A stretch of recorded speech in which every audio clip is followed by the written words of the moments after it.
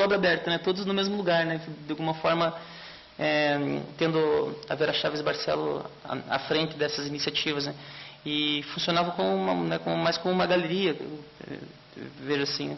E ela tem a Fundação Vera Chaves Barcelo também entraram 2 vídeos, porque se você for pensar, é uma fundação diferente, né? Diferente de imaginar a Fundação Vera Chaves Barcelos, é a Fundação Iberê Camargo, né? É uma coleção de artista montada por um artista, você tem um acervo documental, é uma outra estratégia, né? Então, e tem o primeiro bloco na parte de baixo, que é o base comunitária, seriam trabalhos de arte que de alguma forma buscaram interagir com alguns grupos específicos, com diferentes tempos, né, de relacionamento, e conseguiram traduzir isso numa linguagem artística e registro em vídeo. Esses sendo os blocos temáticos, e a parte de cima eram algumas atuações dentro da nossa cena. Ele organizou muitos eventos coletivos, né, de intervenção em outdoor, de mostras de Super 8, mostras de fotografia 3x4, arte postal, enfim, vídeo arte. E ele formou um acervo bastante importante, né? É o maior acervo de arte conceitual que tem no Brasil, e da maior acervo do Grupo Fluxos que tem no Brasil. Ele trocou com o Grupo Fluxos, trocou com muita gente do mundo inteiro, né? Então ele tem um arquivo grande, né, de vídeo, de arte postal, deve ser uma das maiores coleções.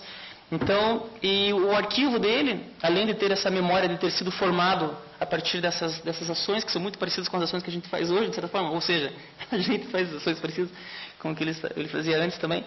Além disso, ele acabou gerando, né, esse acervo, e esse acervo ele também tem um poder político, né, hoje em dia, no sentido, se a gente for pensar assim, pensar o político do jeito mais aberto, né, possível, dessa coisa de se tornar coletivo, porque muitas pessoas acessam o acervo dele para pesquisas, né, tanto pesquisadores independentes quanto instituições, universidades. Então você vê que aquilo, um acervo que não foi guardado pela instituição, foi guardado por um artista.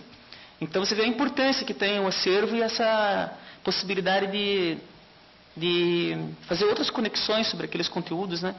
Então o arquivo Brusque está aqui, e a parte do arquivo dele que está no projeto é a filmografia completa dele, né? Todos os vídeos que ele... praticamente todos, inclusive, que eu acho que são todos os vídeos, inclusive a gente estreou um vídeo que estava perdido, né? Tinha um vídeo que estava perdido, ele estreou no projeto, ele estreou quando a gente estreou o projeto lá em Curitiba. A gente tentou até estrear o vídeo lá no Recife mesmo, mas daí ele achou um filme em Super 8, que era o registro das intervenções em outdoor que aconteceram em 1981, que era chamado Primeira Exposição Internacional de Arte Door. Daí um cineasta lá do Recife, que os recifenses dizem que é o pai do tropicalismo, que é o Gilmar Muniz de Brito, que é uma figura, ele que fez o registro, ele criou uma trilha sonora. Então ele fez o registro das ações, assim, a trilha sonora é muito interessante também. É um vídeo de 20 e poucos minutos que estava perdido. Então, assim, desde a primeira vez quando essa mostra começou a circular, que foi em 2005, eu já tentava falar, porque o material do Brusque foi o primeiro que entrou no projeto, porque eu tinha feito um outro projeto antes, em 2002, ele havia participado, ele já havia doado o material dele, né, para esse projeto. Então o Brusque abriu assim, inspirou um pouco ele abriu um pouco essa perspectiva do vídeo experimental, né. Então a gente sabia que existia esse material, ele disse que existia, mas só foi achado em 2005. Enfim, daí tem o Areal e Arena, né, o Perdidos no Espaço, na sequência lá depois tem o NBP e Eu Você, que são 2 trabalhos do Ricardo Basbaum, tem alguns vídeos associados a essas 2 propostas dele, que lidam com o circuito também. Na parte histórica tem um trabalho que fiz lá do Desligar, que é com 100 e poucas pessoas desligando televisão, e quem participa, muitos dos que participam são pessoas dos coletivos de artistas também, então ele tem um memorial assim desses agentes. Daí aqui para baixo é o CEIA, lá de Belo Horizonte, depois o 720.000 do Rio, Corpos Informáticos de Brasília, o Torreão de Porto Alegre, e um documentário feito por uma artista de Curitiba, que morava em Nova York. Ela fez um documentário sobre a cena experimental de Nova York, dos anos 60 e 70, e principalmente com pessoas de teatro e dança, mas tem também a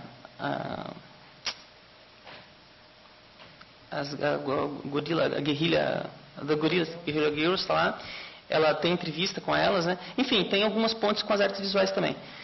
E tem aquele separado lá da política do dissenso, foi uma curadoria autônoma, assim, organizada pelo Túlio Tavares, em cima dessa cena mais de ativismo cultural de São Paulo, né, do começo dos anos 2000. Então também deu para incorporar algumas produções curatoriais de outras pessoas, né? E, bom, ele está desse jeito, é um acervo, foi distribuído para todos na real, ele foi constituído anteriormente como uma produção mais autônoma também, durante alguns anos, e depois costurando parceiros em várias cidades, assim, tipo, para ir circulando o material.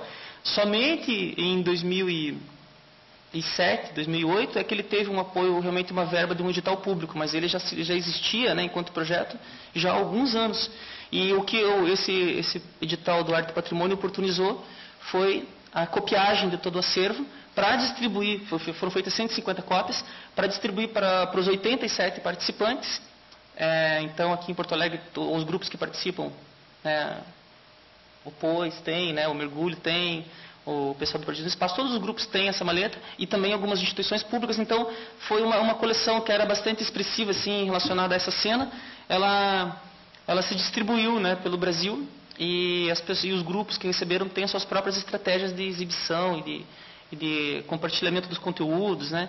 E a ideia, tem várias ideias, né? Mas entre as ideias, as realizações tem um tempo, às vezes o tempo demora mais do que a gente quer, mas uma vontade seria colocar tudo na internet. Tem 20 vídeos na internet, quem for lá no site circuitoscompartilhados.org vai encontrar 20 desses vídeos e um certo resumo, né, dessa ação. Mas a ideia, e a gente já teria condições humanas e técnicas de realizar isso já há mais de 2 anos, seria colocar tudo isso na internet, mas não existem mecanismos de financiamento no Brasil que oportunizem uma iniciativa autônoma acessar um recurso desse para realizar um projeto como esse. Porque o custo é 270 mil, nem é um custo alto, mas nenhum mecanismo de financiamento que está aí, ele oportuniza isso. Então, agora, claro, também demorou um tempo para cair a ficha, existe um mecanismo chamado demanda espontânea, mas enfim, descobri tarde, para esse ano já não rola. Mas a ideia seria tentar colocar isso na internet e depois ver se teria outras formas de o projeto incorporar outras pessoas que queiram, né, entre os que participam, também para fazer uma cogestão, para agregar, como se fosse um quebra-cabeça, assim, outras curadorias, fazer outras leituras, né? Enquanto mais incorporado fosse pela coletividade, melhor seria, né, para a proposta. Ótimo. Bom, agradecemos ao Goto.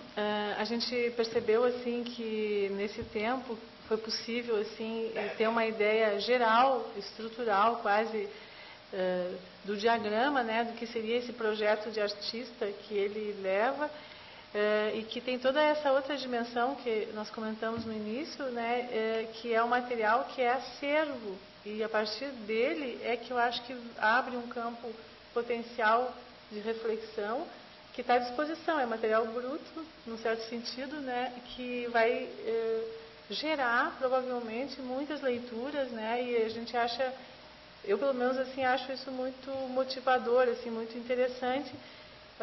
E aviso assim para quem quiser consultar os vídeos também, que eles estão na biblioteca do Instituto de Artes, fazendo propaganda, né? Que foi doado, a gente solicitou que fosse doado uma maleta, né? Então para que isso seja disponibilizado. Esse material ele tem uma bom, essa questão que o Goto falou também de gerar circuitos de difusão seria quase um assunto para uma segunda conversa, né? Que seriam de que maneira a gente pode operar com esses acervos e com esse material, que não seja só numa revisão histórica, mas também num certo usufruto, né, desses bens, assim, né? E aí fica bom uma discussão para a gente dar na continuidade.